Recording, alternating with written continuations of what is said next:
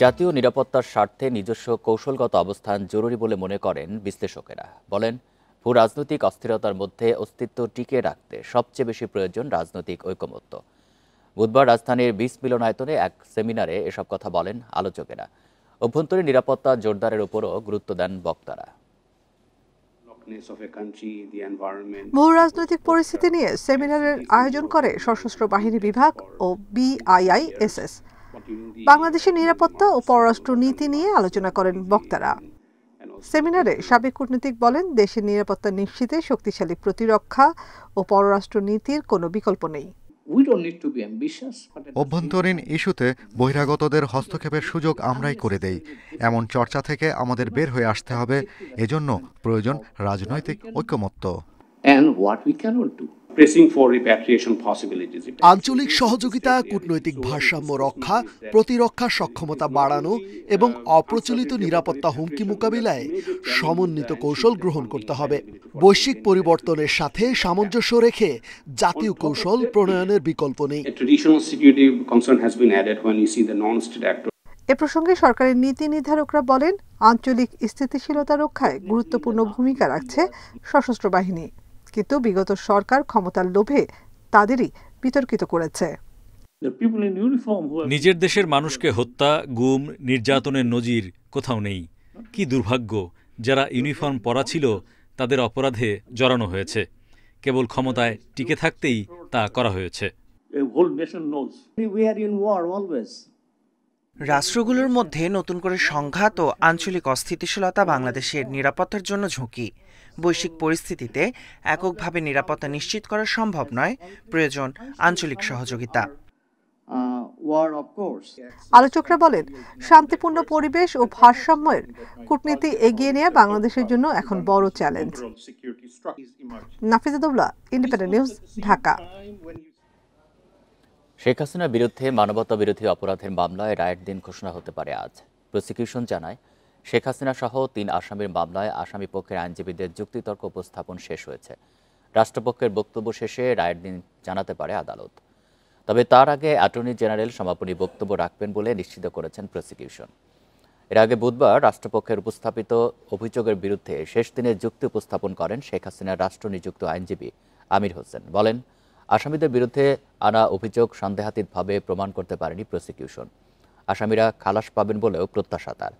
তবে প্রসিকিউশন জানায়, অভিযোগ প্রমাণের যথেষ্ট তথ্য উপাত্ত আদালতে উপস্থাপন করা হয়েছে। নির্বাচনের আগে বড় দলগুলো প্রশাসন ভাগবাটোয়ারা করে নিচ্ছে বলে মন্তব্য করেছেন জাতীয় নাগরিক পার্টির আহ্বায়ক নাহিদ ইসলাম। এতে সরকারের নিরপেক্ষতা প্রশ্নবিদ্ধ হচ্ছে বলেও দাবি তার। এদিকে জামায়াতে ইসলামীর নায়েবে আমির ডক্টর আব্দুল্লাহ মোহাম্মদ তাহেরের অভিযোগ, অন্তর্বর্তী সরকারের কয়েকজন উপদেষ্টা বিশেষ রাজনৈতিক দলের হয়ে কাজ করছে। বুধবার সন্ধ্যায় প্রধান উপদেষ্টার সাথে বৈঠক শেষে এসব মন্তব্য করেন তারা। প্রধান উপদেষ্টার ঘোষণা অনুযায়ী ফেব্রুয়ারির প্রথমার্ধেই অনুষ্ঠিত হবে ত্রয়োদশ জাতীয় সংসদ নির্বাচন।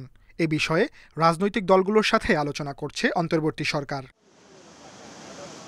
বুধবার সন্ধ্যায় বাংলাদেশ জামায়াতে ইসলামী ও জাতীয় নাগরিক পার্টির প্রতিনিধিদের সঙ্গে বৈঠক করেন প্রধান উপদেষ্টা অধ্যাপক মোহাম্মদ ইউনূস। এতে উঠে আসে নির্বাচনের প্রস্তুতি, আইন শৃঙ্খলা পরিস্থিতি ও জুলাই সনদ বাস্তবায়ন সহ বেশ কয়েকটি বিষয়। বৈঠকে জুলাই সনদের আইনি ভিত্তি, নির্বাচন কমিশন পুনর্গঠন সহ কয়েকটি দাবি তুলে ধরে এনসিপি।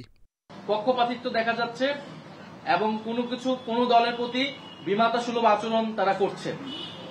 পুরো বিষয়টা নির্বাচন কমিশন নিয়ে আমরা বলেছি, বিগত সময়গুলোতে নির্বাচন কমিশন যেই পদক্ষেপগুলো নিয়েছে সেখানে কিভাবে তাদের পক্ষপাতিত্ব ফুটে উঠেছে সেই বিষয়ে আমরা বলেছি।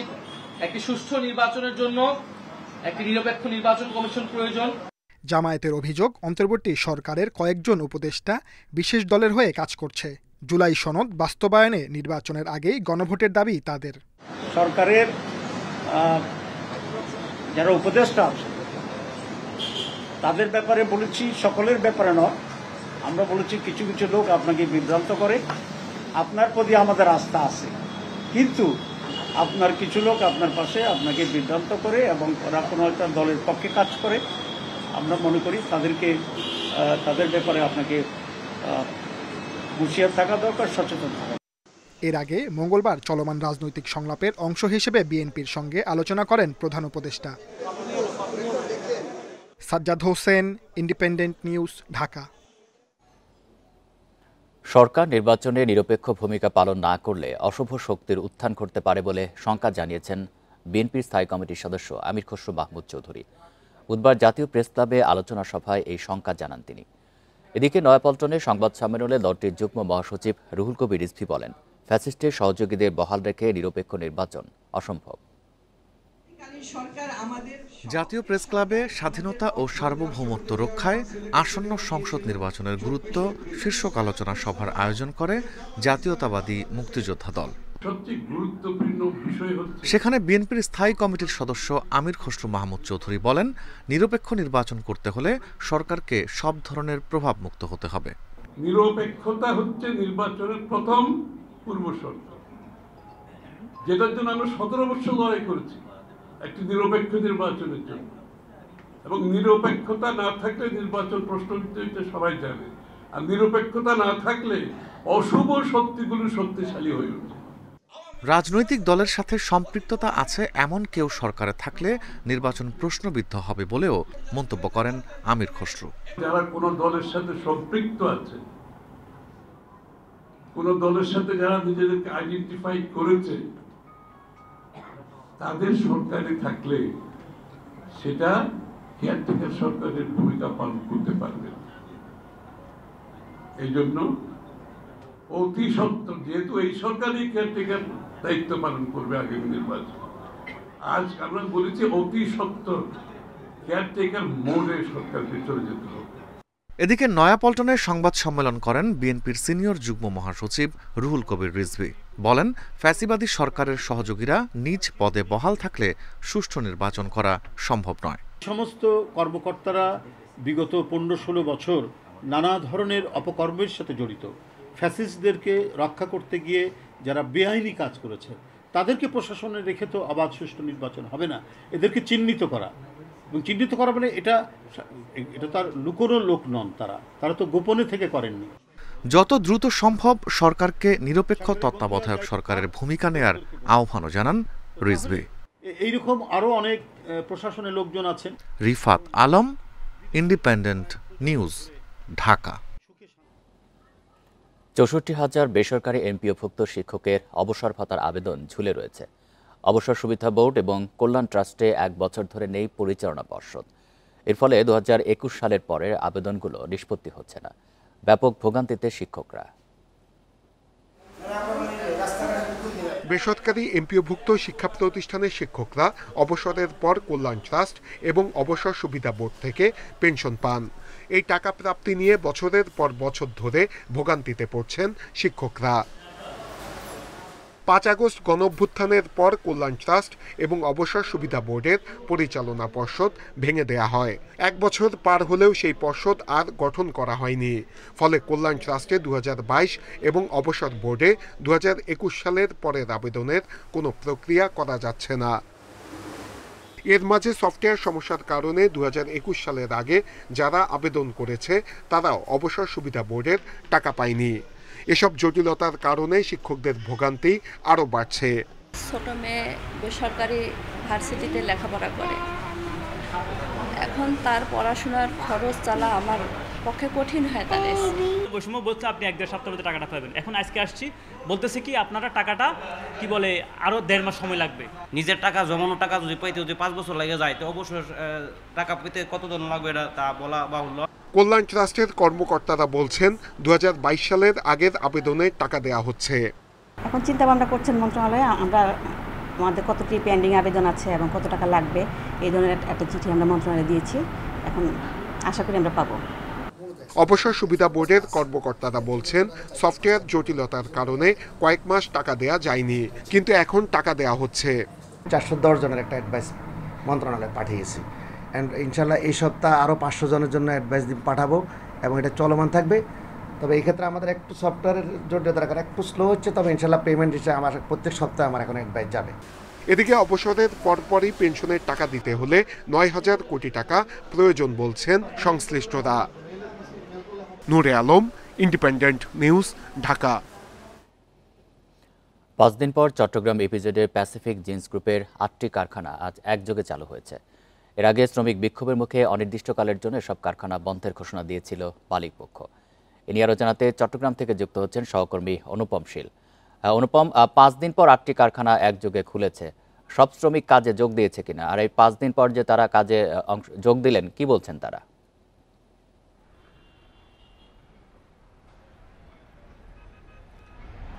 আমরা এখন আসলে চট্টগ্রাম ইপিজেডের একেবারেই সামনে আছি এবং ইপিজেডের যে প্রাত্যহিক ব্যস্ততা সেটি এখন ইতিমধ্যে শুরু হয়েছে। এই ইপিজেডের ভিতরে যে 8টি কারখানার কথা বলা হচ্ছে প্যাসিফিক জিন্সে, তাদের অন্তত 6টি কারখানার অবস্থান এই ইপিজেডে এবং যদিও আমাদেরকে এখানে ব্যবসার পক্ষ থেকে সংরক্ষিত এলাকা হিসেবে এখনো প্রবেশের অনুমতি দেওয়া হয়নি। আজকে সকাল থেকে কিন্তু এই প্যাসিফিক জিন্সের যে শ্রমিকরা আছেন তারা অনেকটা নির্বিঘ্নেই তাদের কার্যক্রম শুরু করেছেন বলে আমাদেরকে শিল্পাঞ্চল পুলিশ জানিয়েছেন। আমি শিল্পাঞ্চল পুলিশের সহকারী পুলিশ সুপার জসিমউদ্দিনের সাথে কথা বলেছিলাম। তিনি যেটি বলছেন যে গত পরশুদিন রাতে মূলত কারখানা কর্তৃপক্ষ তারা ঘোষণা দিয়েছে যে তাদের যে গত সপ্তাহে বন্ধ বা লে অফ ঘোষণা করা কারখানা আবার চালু হবে। এর মাঝখানেই তারা আসলে বিভিন্ন শ্রমিক মালিক এবং বিভিন্ন শ্রমিক সংগঠনের নেতৃবৃন্দ তাদের সাথে দফায় দফায় আলোচনা করেছেন। যেহেতু প্যাসিফিক জিন্স এই বাংলাদেশের একটি অন্যতম শীর্ষস্থানীয় তৈরি পোশাক রপ্তানির প্রতিষ্ঠান, তাই প্রশাসনের পক্ষ থেকে চেষ্টা করা হয়েছে এই সমস্যাটি সমাধান করার জন্য। আর মূলত হচ্ছে যেহেতু বেতন বা ভাতা নিয়ে কোনো সমস্যা নেই, এখানে যারা এখানে কাজ করেন অর্থাৎ যারা কর্মকর্তা লেভেলে আছেন তাদের সাথে শ্রমিকদের এক ধরনের দ্বন্দ্ব এবং পুলিশ এবং বিভিন্ন পক্ষের সূত্র থেকে আমরা যেটি খবর পাচ্ছি আসলে এই দ্বন্দ্বটি তৃতীয় পক্ষ জিয়ে রাখছেন বা রাখার চেষ্টা করছেন মূলত তাদের কিছু সুবিধার কারণে। কারণ এই কারখানাগুলোতে যে ক্যান্টিন পরিচালনা করা হয় সেই তৃতীয় পক্ষের ইন্ধন রয়েছে ক্যান্টিনগুলোর দখল করার ক্ষেত্রে। আবার এই কারখানার যে ঝুট তৈরি হয় অর্থাৎ ছেঁড়া কাপড় তৈরি হয় ছোট ছোট, সেই ঝুট ব্যবসার নিয়ন্ত্রণও কিন্তু নেওয়ার একটি চেষ্টা তৃতীয় পক্ষের করছে। এবং মূলত এই প্যাসিফিক জিন্সের প্রতিষ্ঠানগুলোতে চলতি বছরের জানুয়ারি থেকেই এই ধরনের সমস্যার উদ্ভব এবং সেই জন্যই আসলে এই তৃতীয় পক্ষের ইন্ধনটিকে খুব গুরুত্ব সহকারে দেখা হচ্ছে বলে শিল্পাঞ্চল পুলিশের পক্ষ থেকে জানানো হয়েছে। যদিও এখানে আমরা ইতোমধ্যে শুনেছি যে বেশ কিছু উদ্যোগ কারখানা কর্তৃপক্ষ নিয়েছেন, কিন্তু গত 2 দিন ধরে আমরা কারখানা কর্তৃপক্ষের সাথে কথা বলার চেষ্টা করেছিলাম। তারা এই বিষয়টিতে আসলে আনুষ্ঠানিকভাবে কোনো তথ্য দিতে রাজি নন। তবে তারা যেটি বলছেন যে তারা নোটিশের মাধ্যমে যেটি জানিয়েছেন যে তাদের কারখানাগুলো খুলছে, এটি এখন আপাতত বিশেষ করে শ্রমিকদের জন্য একটি স্বস্তির খবর হিসেবে দেখা দিয়েছে। তারা বেশ আগ্রহ উৎসাহের মধ্য দিয়ে কিন্তু কাজে যোগ দিয়েছে। চট্টগ্রাম থেকে জানাচ্ছিলেন সহকর্মী অনুপম শীল। কৃত্রিম বুদ্ধিমত্তা বা এআই প্রযুক্তি ব্যবহার নিয়ে কোনো নীতিমালা নেই দেশের ৬৮% ব্যাংকের। প্রযুক্তি ব্যবহারের ক্ষেত্রেও রয়েছে দুর্বলতা। বুধবার রাজধানীতে গবেষণা সংস্থা BIBM এর কর্মশালায় এসব কথা উঠে আসে। ঝুঁকি এড়াতে এআই প্রযুক্তি ব্যবহারে সতর্কতার তাগিদ দেন বিশেষজ্ঞরা। তথ্য প্রযুক্তির ব্যবহার বাড়ার পাশাপাশি ব্যাংক খাতে প্রতিনিয়ত বাড়ছে সাইবার ঝুঁকি। নিরাপত্তার ঘাটতির কারণে বাংলাদেশ ব্যাংক থেকে 2016 সালে $10 কোটি 10 লাখ চুরি করে হ্যাকাররা। এত বছর পার হলেও সাইবার নিরাপত্তার বিষয়ে এখনও পুরোপুরি প্রস্তুত নয় বাংলাদেশ। ব্যাংকিং খাতে সাইবার নিরাপত্তা ও কৃত্রিম বুদ্ধিমত্তার ব্যবহার নিয়ে BIBM এর আলোচনায় উঠে আসে সাইবার হামলার শিকার হলে বর্তমানে এআই পদ্ধতি ব্যবহার করে ঘুরে দাঁড়ানোর সক্ষমতা আছে মাত্র 5% ব্যাংকের। বাকি 95% ব্যাংক সাইবার হামলার পরবর্তী পুনরুদ্ধারে এখনও ম্যানুয়াল পদ্ধতি ব্যবহার করছে।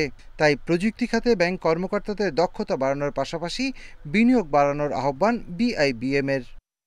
হ্যাকাররা যেহেতু অ্যাটাক করার জন্য ইনোভেটিভ টেকনোলজি তারা ইউজ করছে, তো কাজে এটাকে মোকাবেলা করতে হলে আমাদের যে ব্যাংকের যে সিকিউরিটি সিস্টেম যেগুলো আছে, এক্সিস্টিং যে সিকিউরিটি সিস্টেমগুলো, সেগুলোকেও আমাদেরকে অ্যাপ পাওয়ার্ড করতে হবে। এ সময় আলোচকরা বলেন, সাইবার নিরাপত্তা নিশ্চিতে গুরুত্বপূর্ণ মাধ্যম হতে পারে কৃত্রিম বুদ্ধিমত্তা বা এআই। তবে তথ্য প্রযুক্তির সঠিক ব্যবহার করতে না পারলে ব্যাংকসহ অনেক আর্থিক প্রতিষ্ঠান বন্ধ হয়ে যাবে বলেও আশঙ্কা তাদের। মানি লন্ডারিং এর ক্ষেত্রেই বলি, সাইবার সিকিউরিটির ক্ষেত্রেই বলি, নেটওয়ার্ক মনিটরিং ম্যানেজমেন্টের টুলসের কথাই বলি, SIM এর কথাই বলি, SOC এর কথাই বলি, সবাই যারা অফার করছে তারা আর্টিফিশিয়াল ইন্টেলিজেন্স। মেজর চ্যালেঞ্জ যেটা হচ্ছে যে এই টুলসগুলোর ক্ষেত্রে যদি আমাদের এই আইটি কমিউনিটির লোকজনকে চিন্তা করে, তো আমাদের দেশে মোটা দাগে হিউম্যান সিকিউরিটি যেখানে কম, সাইবার সিকিউরিটি তো অনেক দূরের কথা। তো রিয়ালিটি আমাদেরকে নিতে হবে এবং রেগুলেটরের সাথে খুব ক্লোজলি কাজ করতে হবে প্র্যাকটিশনারদের। এটা একজন আরেকজনের সম্পূরক।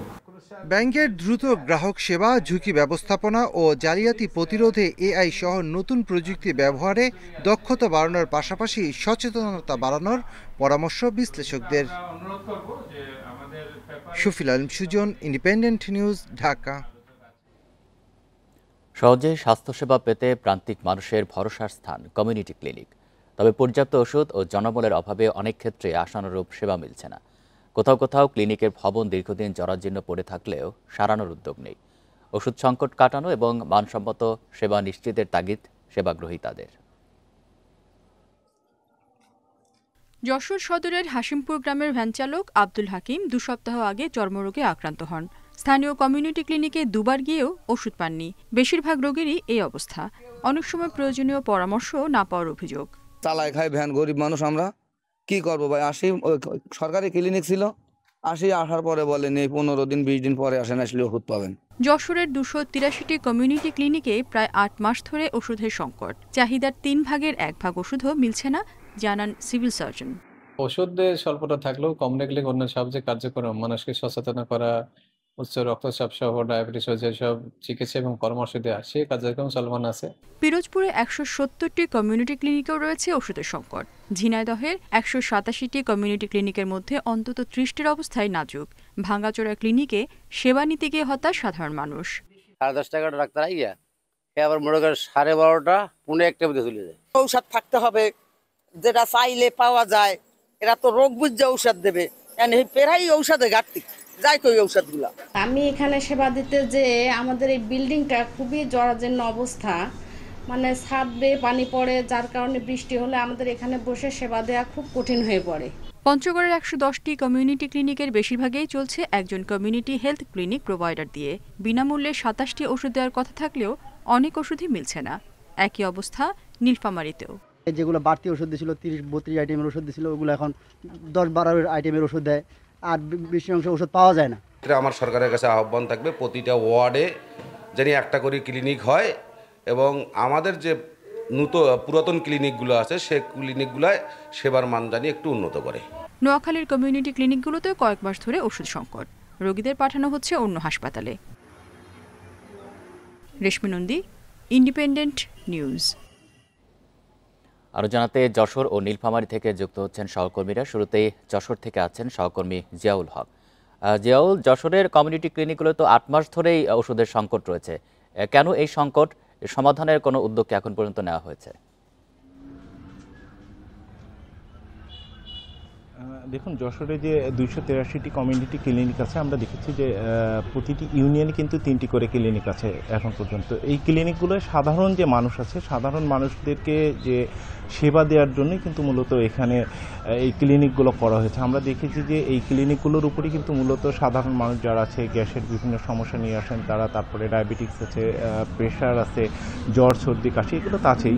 এই সমস্ত বিষয় নিয়ে যখন তারা ওষুধ নিতে আসেন, এই ওষুধ কিন্তু প্রায় 8 থেকে 9 মাস ধরে পাওয়া যাচ্ছে না। এটি আমরা বিষয়টি নিয়ে সংশ্লিষ্টদের সাথে কথা বলেছিলাম। তারা যেটি বলেছেন যে এই ক্লিনিকগুলোতে অতীতে কিন্তু আসলে ওষুধ দেওয়া হতো 28 প্রকারের, সেটি কিন্তু এখন কমে 22 প্রকারের ওষুধ এসছে এবং যে 22 প্রকারের ওষুধ দিচ্ছে সেই 22 প্রকারের ওষুধও কিন্তু তুলনামূলক কম দেয়া হচ্ছে। এই কারণটি হিসেবে জেলা সিভিল সার্জনের সাথে কথা বলেছিলাম। তিনি আমাকে জানিয়েছেন যে ওষুধগুলো আসলে তাদেরকে বরাদ্দ দেওয়ার কথা, প্রতি মাসেই কিন্তু তারা একটা চাহিদা তৈরি করে এবং সেই চাহিদার উপরে ডিপেন্ড করে কিন্তু 3 মাস অন্তর অন্তর করে ওষুধগুলো পাঠানো হয়।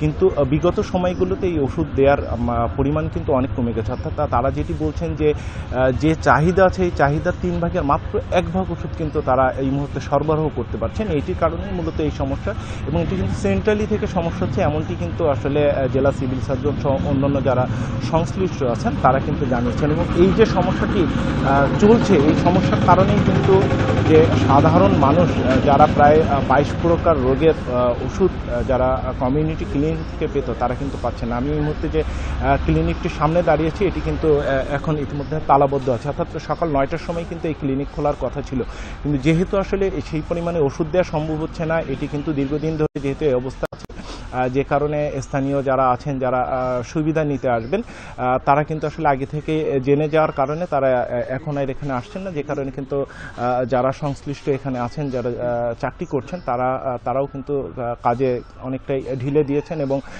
9টা পার হয়ে গেছে ইতিমধ্যেই, এখনও কিন্তু পর্যন্ত কিন্তু এই ক্লিনিকগুলো খোলা হচ্ছে না এবং এই অবস্থায় কিন্তু আমি দেখেছি যশোর প্রায় সব ক্লিনিকগুলোতেই কিন্তু এই অবস্থা বিরাজ করছে। জিয়াউল, আপনি থাকবেন আমাদের সাথে। আমরা এবার নীলফামারীর পরিস্থিতি জানবো, সেখান থেকে যুক্ত হচ্ছেন সহকর্মী আরফিনুল ইসলাম। আরফিনুল, নীলফামারীতে কতগুলি কমিউনিটি ক্লিনিক রয়েছে, সেখানে সমস্যাগুলো সম্পর্কে জানাবেন। জনবলের সংকট রয়েছে কিনা, সেখানে পর্যাপ্ত পরিমাণ ওষুধ পাওয়া যাচ্ছে কিনা?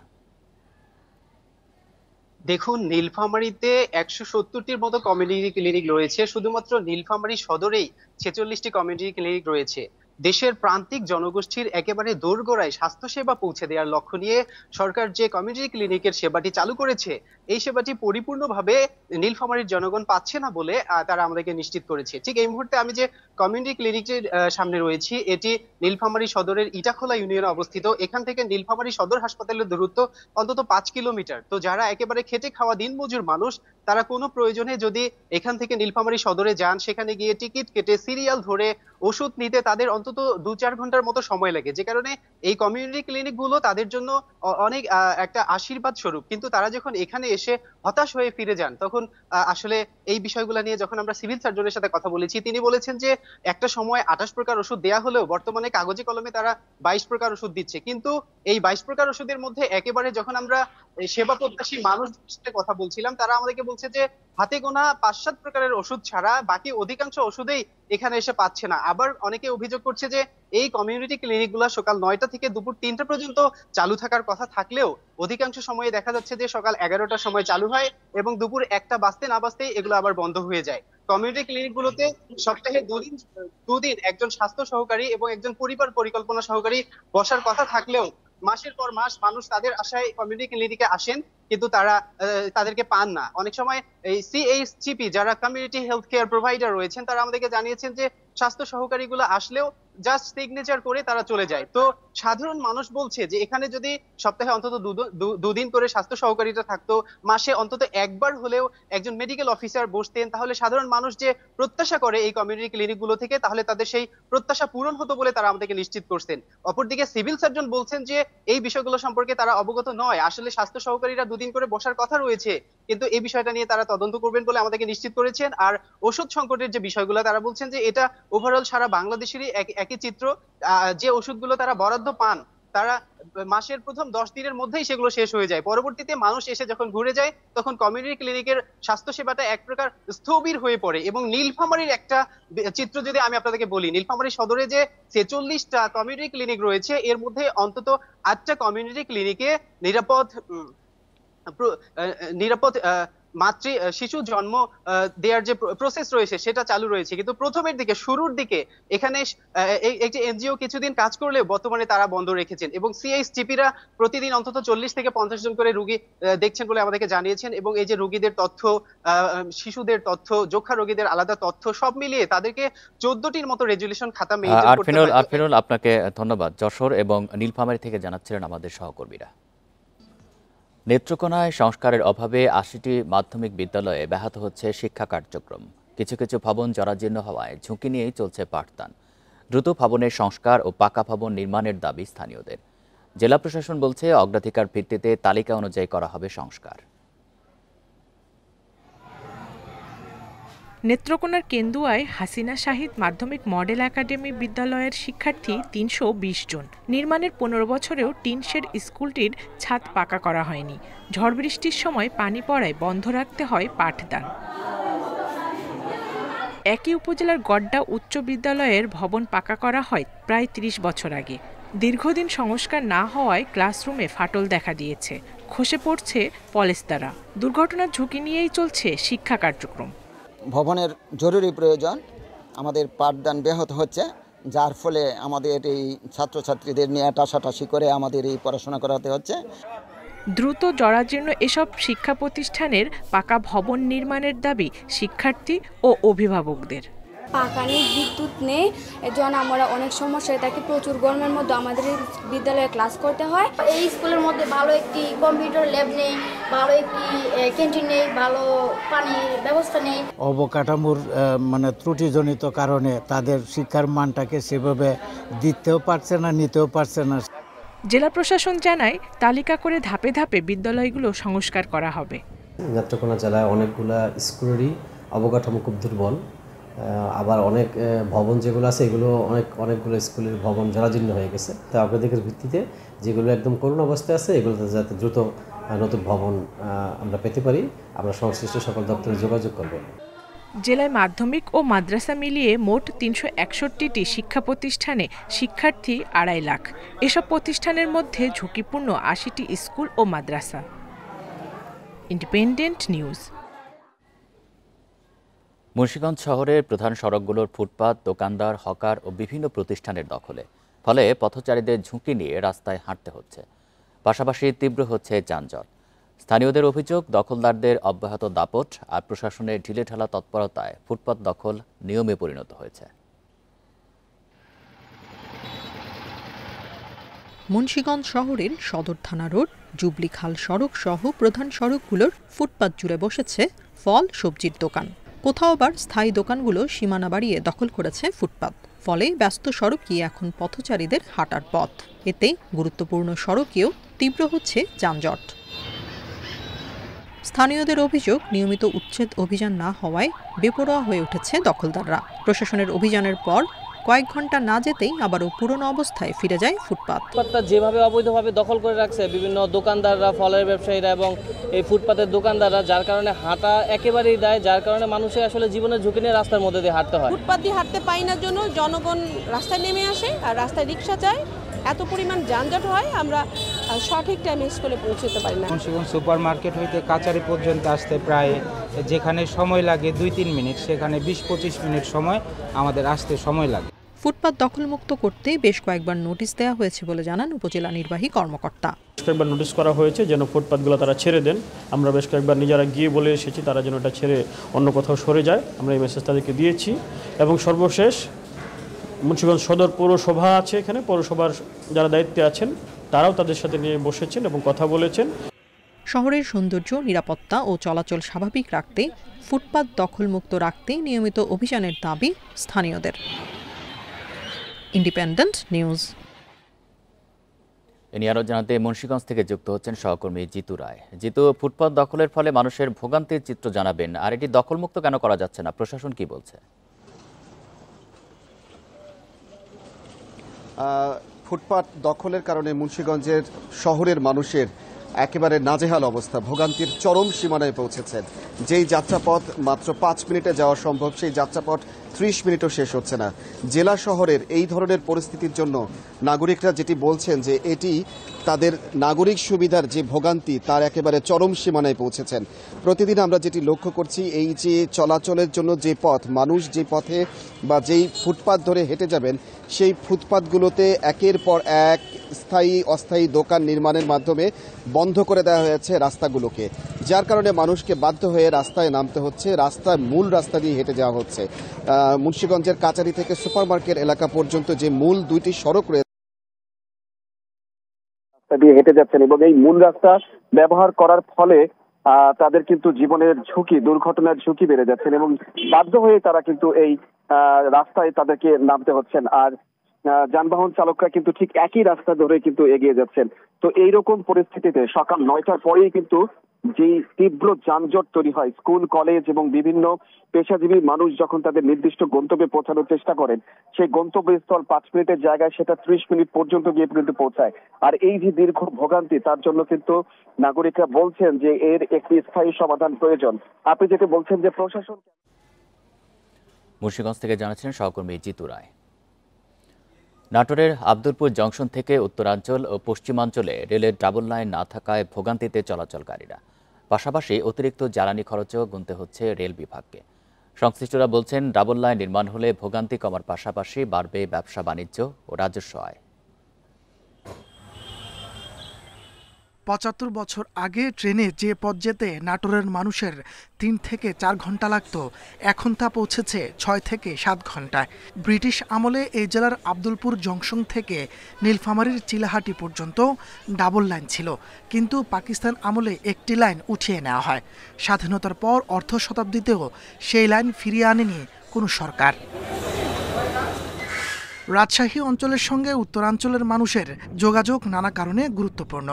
এছাড়া ঢাকা থেকে উত্তরাঞ্চলের ট্রেন নাটোর পর্যন্ত নির্বিঘ্নে পৌঁছালেও চিলাহাটি যেতে সময় লাগে বেশি, কারণ বিভিন্ন স্টেশনে ট্রেনের পাসিংয়ে অতিরিক্ত সময় ব্যয় হয়।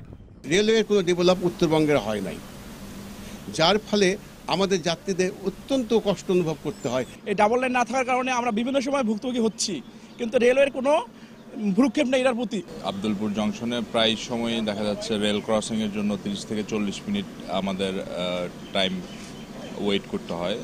সংশ্লিষ্টরা বলছেন, এই রুটে 2টি রেল লাইন হলে জিডিপি প্রবৃদ্ধি বাড়বে। 50 ঘন্টা ফুয়েল পড়ে, সরকারি ফুয়েল, এইটার থেকে সেফ হবে। উত্তরবঙ্গের সঙ্গে 8 ঘন্টা যোগাযোগ বিচ্ছিন্ন ট্রেন লাইনচ্যুত হয়, তাহলে সেই ক্ষেত্রে দেখা যাবে যে ডাবল লাইন হলে আমরা আরেক লাইন দিয়ে ট্রেন সচল করতে পারবো। উত্তরাঞ্চল রুটে আরেকটি লাইন গুরুত্বপূর্ণ বলছেন রেল বিভাগের কর্মকর্তারাও। জানিয়েছেন, এই বিষয়ে ঊর্ধ্বতন কর্তৃপক্ষকে জানানো হয়েছে। গাড়ি যেগুলো বিলম্ব হয়, সে বিলম্বগুলো ঠিক হতে আমাদের অফ ডে পর্যন্ত যেতে হয়। তা আমাদের যদি ডাবল লাইন হয়, তাহলে আমরা কোনো একটা গাড়ি যদি কোনো সমস্যায় পড়ে, আমরা অন্য একটা লাইন ইউজ করে আমরা গাড়িগুলো চালাতে পারবো। এই রুটে প্রতিদিন 25 জোড়া যাত্রীবাহী ট্রেন চলাচল করে। Independent news. মেহেরপুরে নির্মাণ কাজ শেষ করার 1 বছরের মধ্যে ভেঙে পড়েছে নদীর পাড় রক্ষা বাঁধ। নিম্নমানের সামগ্রী ব্যবহার করে কাজ করায় আবারও ভেঙে গেছে নদীর পাড়। এখন এই দ্রুত ব্যবস্থা না নিলে নদীতে ভেঙে পড়তে পারে সড়কসহ আশপাশের বসতঘর। তবে এলজিডি বলছে, ভাঙা জায়গা মেরামত করে জনদুর্ভোগ কমানো হবে। বেশ কয়েক বছর আগে গাংনী উপজেলার সিন্দুরকোট গ্রাম সংলগ্ন মাথাভাঙা নদীর পাড় ভেঙে যায়। সেটি মেরামতে উদ্যোগ নেয় এলজিইডি। 2021-22 অর্থবছরে বাঁধ ও সড়ক নির্মাণের কাজ শুরু করে স্থানীয় ঠিকাদারি প্রতিষ্ঠান মেসাস অথই এন্টারপ্রাইজ। নির্ধারিত সময়ে কাজ শেষ করতে পারেনি ঠিকাদার প্রতিষ্ঠানটি। পরবর্তীতে এ প্রকল্পের ইউড্রেন না করেই বিল উত্তোলন করে চলে যায় অথই এন্টারপ্রাইজ। চলতি বর্ষা মৌসুমে অতিবৃষ্টির কারণে নদীর পাড় রক্ষা বাঁধসহ ভেঙে গেছে নবনির্মিত এই সড়কের বেশ কিছু অংশ। স্থানীয়দের দাবি, তড়িঘড়ি করে নিম্নমানের কাজ করায় 1 বছর না যেতে ভেঙে গেছে এ সড়ক। রাস্তাটা একবার ফালতুতে করে গেছে, খালি নাইলে পরে বাড়ির পাশে এই রাস্তাটা ওয়াইড সাথে করতে যাই, যদি এই অবস্থা করেছে তাহলে আমার ঘর বাড়িটা কি অবস্থা। কাজ করি একবার ফাঁকি ঝুঁকি, কোনো ভালো কাজও করেনি। 1 বছর হয়েছে রাস্তা তৈরি করা। রাস্তা তৈরি করার মানে 6 মাস পর থেকে আবার দেখা যাচ্ছে যেমন রাস্তা সেইভাবে চলে গেছে। এদিকে ভেঙে পড়া সড়কটি দ্রুত মেরামত করে জনদুর্ভোগ কমাতে শিগগিরই কাজ শুরু করবে বলে জানিয়েছে এলজিইডি। অতি বর্ষণে রাস্তার কিছু অংশ ভেঙে যায় এবং এটা দ্রুত মেরামত করে জনগণের যাতে দুর্ভোগ কমানো যায় সে ব্যবস্থা আমরা এলজিডি কর্তৃক আমরা গ্রহণ করবো ইনশাআল্লাহ। খুলনা বিভাগ পল্লী অবকাঠামো উন্নয়ন প্রকল্পের আওতায় নদীর পাড় রক্ষা বাঁধসহ সড়ক নির্মাণের ব্যয় ধরা হয় ৬৬,৯৩,০০০ টাকা। Independent news. পিরোজপুরে নাজিরপুরে কালীগঙ্গা নদীতে ঐতিহ্যবাহী নৌকাবাজ প্রতিযোগিতা অনুষ্ঠিত হয়েছে। গ্রাম বাংলার লোকজ ঐতিহ্য নৌকাবাজ দেখতে নদীর দুপারে মানুষের ঢল নামে। শাঁখারীকাঠি গ্রামে সার্বজনীন শ্রী শ্রী শ্যামাপূজাকে কেন্দ্র করে স্থানীয় যুবকদের উদ্যোগে এই নৌকাবাজ প্রতিযোগিতার আয়োজন করা হয়। আয়োজকেরা জানান, আগে প্রতি বছরই কালীগঙ্গায় নৌকাবাজ হতো, তবে নানা কারণে 2 যুগ বন্ধ ছিল এই প্রতিযোগিতা। দীর্ঘদিন পর উপজেলা প্রশাসন ও বিএনপি নেতাদের সার্বিক সহযোগিতায় নৌকাবাজ প্রতিযোগিতা আয়োজন করা হয়। অনেক বছর পরে হয়েছে, তো আমরা সবাই অনেক সুন্দরভাবে এনজয় করছি। এরকম যেন সামনে প্রতি বছর আমরা দেখতে পারি, এটা আমাদের মানে সবার কাছে কাম্য। গত 17 বছরে এই প্রোগ্রামটি কিন্তু এই অঞ্চলে হয়নি। এখানে শ্রী শ্রী শ্যামা পুজো উপলক্ষে এই অঞ্চলের মানুষ এই প্রোগ্রামটি করেছে। এই ছিল এখনকার সংবাদে। ধন্যবাদ সবাইকে।